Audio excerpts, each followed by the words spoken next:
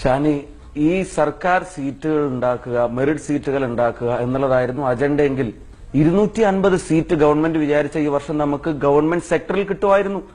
കുറെ കോളേജുകൾ, 6ഓളം കോളേജുകൾ MCA ആദ്യം വന്ന് ലഭിക്കാതെ പിന്നീടും ട്രൈ ചെയ്തിട്ട് അവർക്ക് കൂടെ സീറ്റ് കിട്ടി. അവിടെ പോലും ഗവൺമെന്റ് സീറ്റിന് വേണ്ടി ശ്രമിച്ചുകൊണ്ടിരിക്കുമ്പോൾ ഗവൺമെന്റിന്റെ കയ്യിൽ കിട്ടുമായിരുന്നു 250 സീറ്റ് ഇവർ ഡ്രോപ്പ് ചെയ്യുക. ഗവൺമെന്റിന് നേരിട്ട് ഇൻഫ്ലുവൻസ് ചെയ്യായിരുന്ന പരിയാരം ഉൾപ്പെടെയുള്ള കോളേജുകളിൽ ഈ മെറിറ്റ് സീറ്റ് എന്നുള്ള കൺസെപ്റ്റിന് ഇവർ അട്ടിമറിക്കുക. അപ്പൊ അവരുടെ ഇൻട്രസ്റ്റ് എന്നുള്ളത് മെറിറ്റിനെ പ്രൊട്ടക്ട് ചെയ്യുക എന്നുള്ളതല്ല.